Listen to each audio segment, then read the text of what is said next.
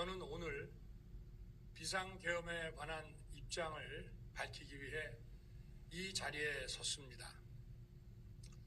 지금 야당은 비상계엄 선포가 내란죄에 해당한다며 광란의 칼춤을 추고 있습니다. 정말 그렇습니까? 과연 지금 대한민국에서 국정마비와 국헌 문란을 벌이고 있는 세력이 누구입니까? 지난 2년 반 동안 거대 야당은 국민이 뽑은 대통령을 인정하지 않고 끌어내리기 위해 퇴진과 탄핵 선동을 멈추지 않았습니다. 대선 결과를 승복하지 않은 것입니다. 대선 이후부터 현재까지 무려 178회에 달하는 대통령 퇴진 탄핵 집회가 임기 초부터 열렸습니다. 대통령의 국정 운영을 마비시키기 위해 우리 정부 출범 이후부터 지금까지 수십 명의 정부 공직자 탄핵을 추진했습니다. 탄핵된 공직자들은 아무 잘못이 없어도 소추부터 판결 선고시까지 장기간 직무가 정지됩니다. 탄핵이 발의되고 소추가 이루어지기 전 많은 공직자들이 자진 사퇴하기도 하였습니다. 탄핵 남발로 국정을 마비시켜 온 것입니다. 장관, 방통위원장 등을 비롯하여 자신들의 비위를 조사한 감사원장과 검사들을 탄핵하고 판사들을 겁박하는 지경에 이르렀습니다. 자신들의 비위를 덮기 위한 방탄 탄핵이고 공직기관과 법질서를 완전히 무너뜨리는 것입니다. 뿐만 아니라 위헌적 특검 법안을 27번이나 발의하면서 정치 선동 공세를 가해왔습니다. 급기야는 범죄자가 스스로 자기에게 면죄부를 주는 셀프 방탄 입법까지 밀어붙이고 있습니다. 거대 야당이 지배하는 국회가 자유민주주의의 기반이 아니라 자유민주주의 헌정 질서를 파괴하는 괴물이 된 것입니다. 이것이 국정마비요, 국가 위기 상황이 아니면 무엇이란 말입니까? 이것뿐만이 아닙니다. 지금 거대 야당은 국가 안보와 사회 안전까지 위협하고 있습니다. 예를 들어 지난 6월 중국인 3명이 드론을 띄워 부산에 정박 중이던 미국 항공모함을 촬영하다 적발된 사건이 있었습니다. 이들의 스마트폰과 노트북에서는 최소 2년 이상 한국의 군사시설들을 촬영한 사진들이 발견됐습니다. 지난달 40일에는 40대 중국인이 드론으로 국정원을 촬영하다 붙잡혔습니다. 이 사람은 중국에서 입국하자마자 곧장 국정원으로 가서 이 같은 일을 벌인 것으로 확인됐습니다. 하지만 현행 법률로는 외국인의 간첩 행위를 간첩죄로 처벌할 길이 없습니다. 이러한 상황을 막기 위해 형법의 간첩죄 조항을 수정하려 하였지만 거대 야당이 완강히 가로막고 있습니다. 지난 정권 당시 국정원의 대공수사권을 박탈한 것도 모자라서 국가보안법 폐지도 시도하고 있습니다. 국가 안보를 위협하는 간첩을 잡지 말라는 것 아닙니까? 북한의 불법적인 핵무장과 미사일 위협 도발에도, GPS 교란과 오물 풍선에도, 민주노총 간첩 사건에도 거대 야당은 이에 동조할 뿐 아니라 오히려 북한 편을 들면서 이에 대응하기 위해 고군분투하는 정부를 흠집내기만 했습니다. 북한의 불법 핵 개발에 따른 유엔 대북 제재도 먼저 풀어야 한다고 주장합니다. 도대체 어느 나라 정당이고 어느 나라 국회인지 알 수가 없습니다. 검찰과 경찰의 내년도 특경비, 특활비 예산은 아예 0원으로 깎았습니다. 금융 사기 사건, 사회적 약자 대상 범죄, 마약 수사 등 민생 침해 사건 수사, 그리고 대공 수사에 쓰이는 기묘한 예산입니다. 마약, 딥페이크 범죄 대응 예산까지도 대폭 삭감했습니다. 자신들을 향한 수사 방해를 넘어 마약 수사, 조폭 수사와 같은 민생사범 수사까지 가로막는 것입니다. 대한민국을 간첩 천국, 마약 소굴, 조폭 나라로 만들겠다는 것 아닙니까? 이런 사람들이야말로 나라를 망치려는 반국가 세력 아닙니까? 그래놓고 자신들의 특권을 유지하기 위한 국회 예산은 오히려 늘렸습니다. 경제도 위기 비상 상황입니다. 거대 야당은 대한민국의 성장 동력까지 꺼뜨리려고 하고 있습니다. 민주당이 삭감한 내년 예산 내역을 보면 잘 알 수 있습니다. 원전 생태계 지원 예산을 삭감하고 체코 원전 수출 지원 예산은 무려 90%를 깎아버렸습니다. 차세대 원전 개발 관련 예산은 거의 전액을 삭감했습니다. 기초과학연구, 양자, 반도체, 바이오 등 미래 성장 동력 예산도 대폭 삭감했습니다. 동해가스전 시추 예산, 이른바 대왕고래 사업 예산도 사실상 전액 삭감했습니다.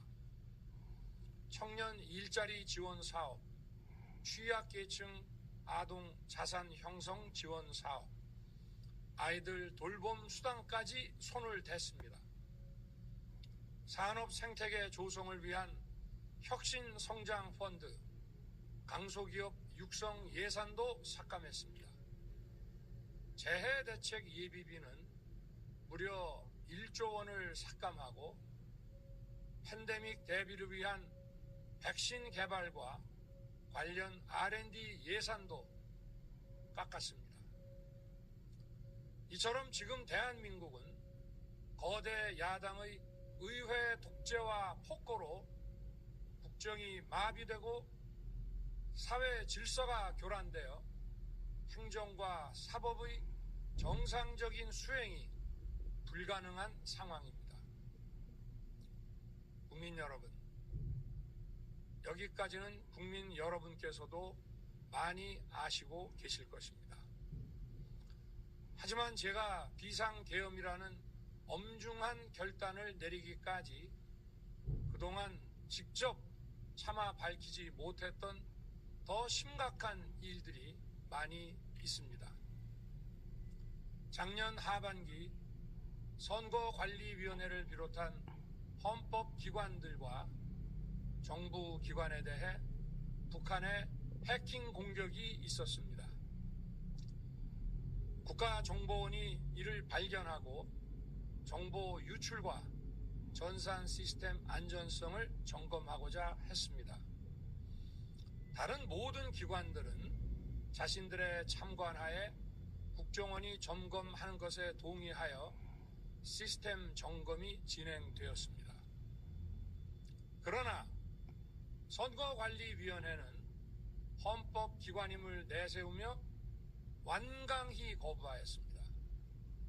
그러다가 선관위의 대규모 채용 부정 사건이 터져 감사와 수사를 받게 되자 국정원의 점검을 받겠다고 한 발 물러섰습니다.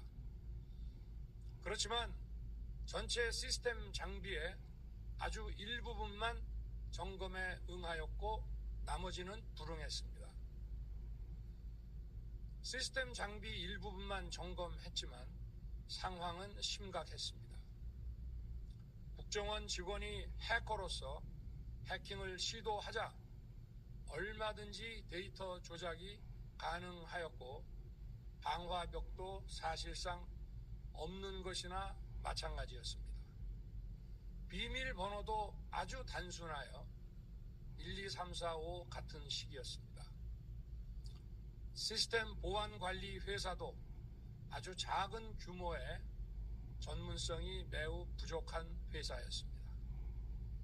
저는 당시 대통령으로서 국정원의 보고를 받고 충격에 빠졌습니다.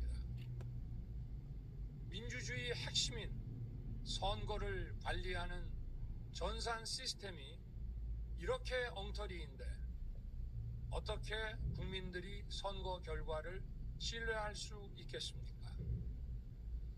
선관위도 국정원의 보안 점검 과정에 입회하여 지켜보았지만 자신들이 직접 데이터를 조작한 일이 없다는 변명만 되풀이할 뿐이었습니다. 선관위는 헌법기관이고 사법부 관계자들이 위원으로 있어 영장에 의한 압수수색이나 강제 수사가 사실상 불가능합니다. 스스로 협조하지 않으면 진상규명이 불가능합니다. 지난 24년 4월 총선을 앞두고도 문제 있는 부분에 대한 개선을 요구했지만 제대로 개선되었는지는 알 수 없습니다. 그래서 저는 이번에 국방장관에게 선관위 전산 시스템을 점검하도록 지시한 것입니다. 최근 거대 야당 민주당이 자신들의 비리를 수사하고 감사하는 서울중앙지검장과 검사들, 헌법기관인 감사원장을 탄핵하겠다고 하였을 때 저는 이제 더 이상은 그냥 지켜볼 수만 없다고 판단했습니다. 뭐라도 해야 되겠다고 생각했습니다. 이들은 이제 곧 사법부에도 탄핵의 칼을 들이댈 것이 분명했습니다. 저는 비상계엄령 발동을 생각하게 되었습니다. 거대 야당이 헌법상 권한을 남용하여 위헌적 조치들을 계속 반복했지만 저는 헌법의 틀 내에서 대통령의 권한을 행사하기로 했습니다. 현재의 망국정 국정마비 상황을 사회 교란으로 인한 행정사법의 국가기능 붕괴 상태로 판단하여 계엄령을 발동하되 그 목적은 국민들에게 거대 야당의 반국가적 패악을 알려 이를 멈추도록 경고하는 것이었습니다. 그럼으로써 자유민주주의 헌정질서의 붕괴를 막고 국가 기능을 정상화하고자 하였습니다. 사실 12월 4일 계엄 해제 이후 민주당에서 감사원장과 서울중앙지검장 등에 대한 탄핵안을 보류하겠다고 발표하여 짧은 시간의 계엄을 통한 메시지가 일정 부분 효과가 있었다고 생각했습니다. 그러나 이틀 후 보류하겠다던 탄핵 소추를 그냥 해버렸습니다. 비상계엄의 명분을 없애겠다는 뜻이었습니다. 애당초 저는 국방장관에게 과거의 계엄과는 달리 계엄의 형식을 빌려 작금의 위기 상황을 국민들께 알리고 호소하는 비상조치를 하겠다고 했습니다. 그래서 질서 유지에 필요한 소수의 병력만 투입하고 실무장은 하지 말고 국회의 계엄 해제 의결이 있으면 바로 병력을 철수시킬 것이라고 했습니다.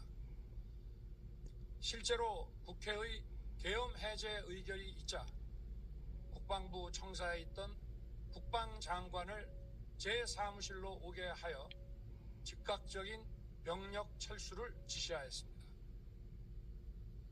제가 대통령으로서 발령한 이번 비상조치는 대한민국의 헌정 질서와 국헌을 망가뜨리려는 것이 아니라 국민들에게 망국의 위기 상황을 알려드려 헌정 질서와 국헌을 지키고 회복하기 위한 것입니다.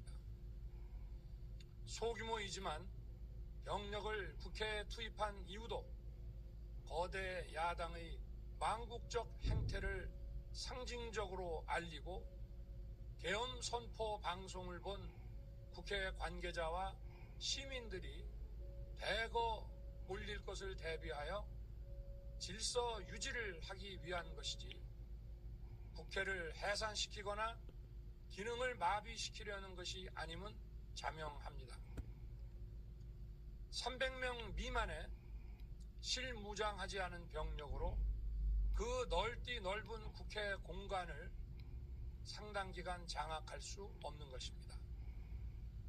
과거와 같은 계엄을 하려면 수만 명의 병력이 필요하고 광범위한 사전 논의와 준비가 필요하지만 저는 국방장관에게 계엄령 발령 담화 방송으로 국민들께 알린 이후에 병력을 이동시키라고 지시했습니다.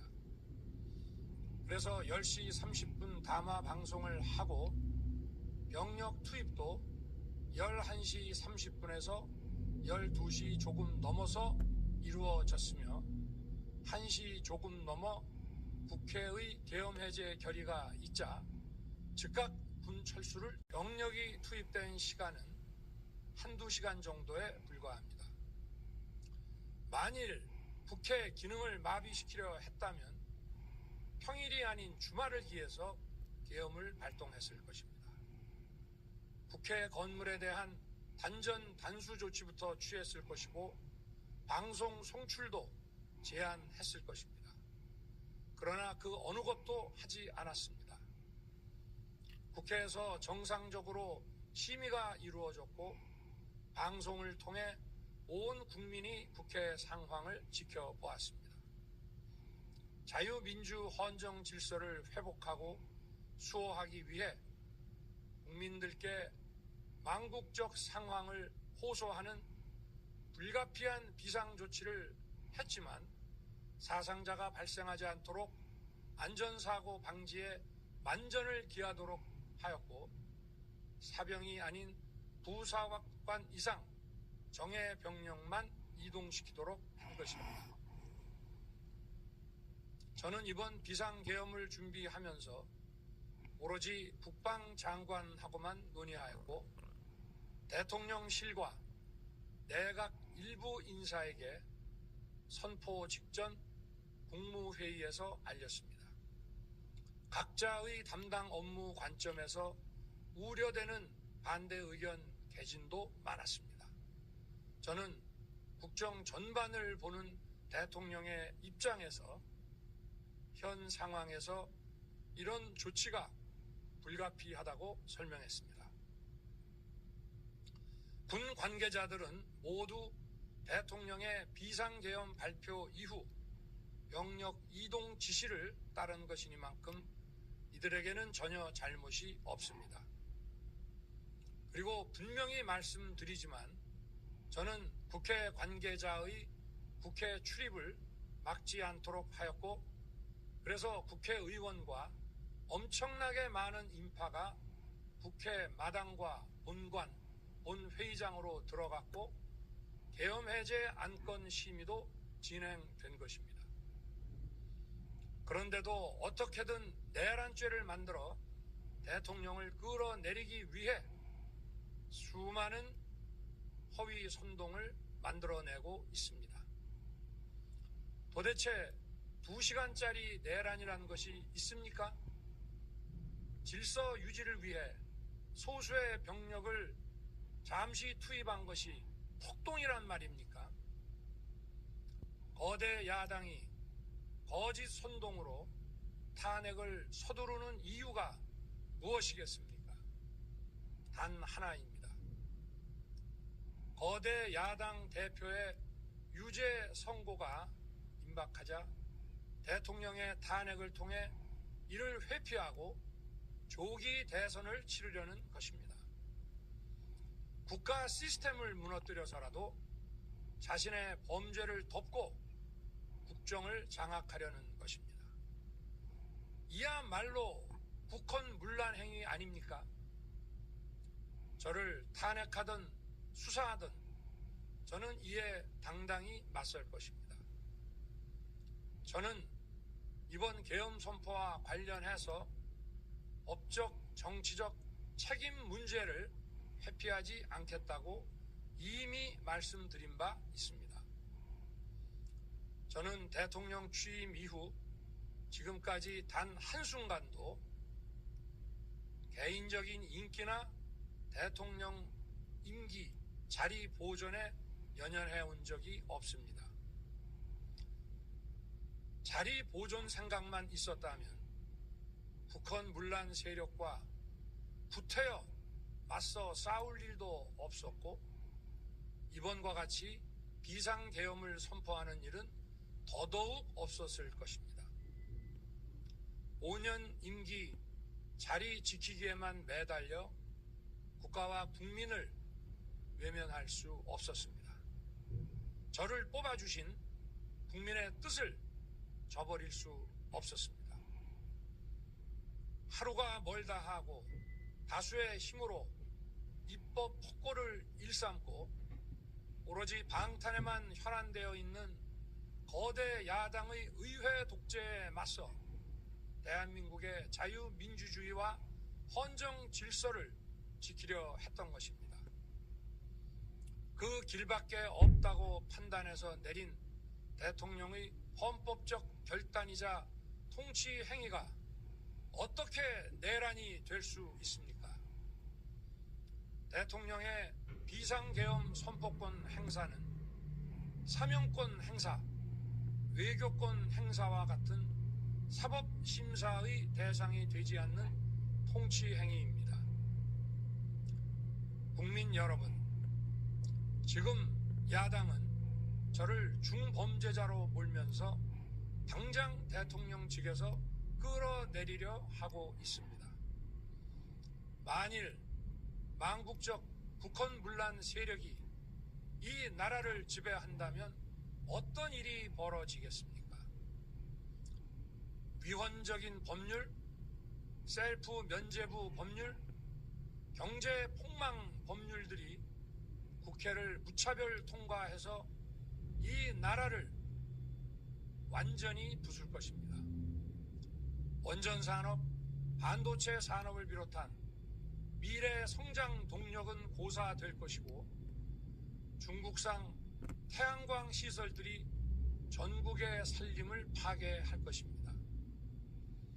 우리 안보와 경제의 기반인 한미 동맹, 한미일 공조는 또다시 무너질 것입니다. 북한은 핵과 미사일을 고도화하여 우리의 삶을 더 심각하게 위협할 것입니다. 그러면 이 나라 대한민국의 미래가 어떻게 되겠습니까? 간첩이 활개치고 마약이 미래 세대를 망가뜨리고 조폭이 설치는 그런 나라가 되지 않겠습니까? 지금껏 국정 마비와 북헌 문란을 주도한 세력과 범죄자 집단이 국정을 장악하고 대한민국의 미래를 위협하는 일만큼은 어떤 일이 있어도 막아야 합니다. 저는 끝까지 싸울 것입니다. 국민 여러분,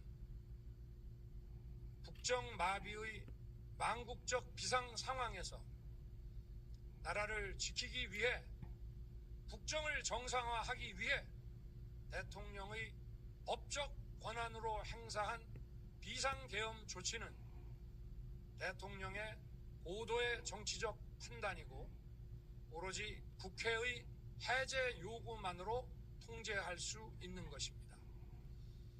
이것이 사법부의 판례와 헌법학계의 다수 의견임을 많은 분들이 알고 있습니다. 저는 국회 해제 요구를 즉각 수용했습니다.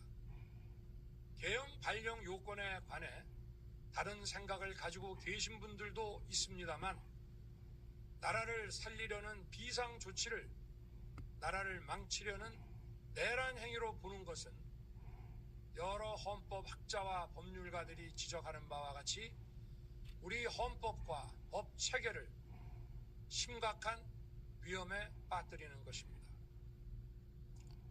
저는 묻고 싶습니다. 지금 여기저기서 광란에 칼춤을 추는 사람들은 나라가 이 상태에 오기까지 어디서 도대체 무엇을 했습니까?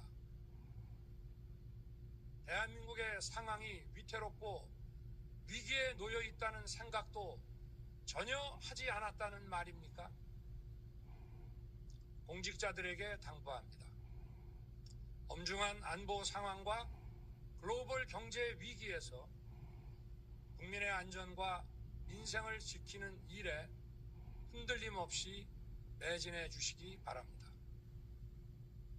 국민 여러분, 지난 2년 반 저는 오로지 국민만 바라보며 자유민주주의를 지키고 재건하기 위해 불의와 부정, 민주주의를 가장한 폭거에 맞서 싸웠습니다. 피와 땀으로 지켜온 대한민국, 우리의 자유민주주의를 지키는 길에 모두 하나가 되어주시길 간곡한 마음으로 호소드립니다. 저는 마지막 순간까지 국민 여러분과 함께 싸우겠습니다.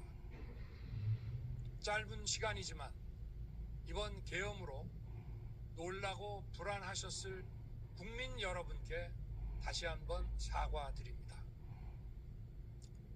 국민 여러분에 대한 저의 뜨거운 충정만큼은 믿어주십시오. 감사합니다.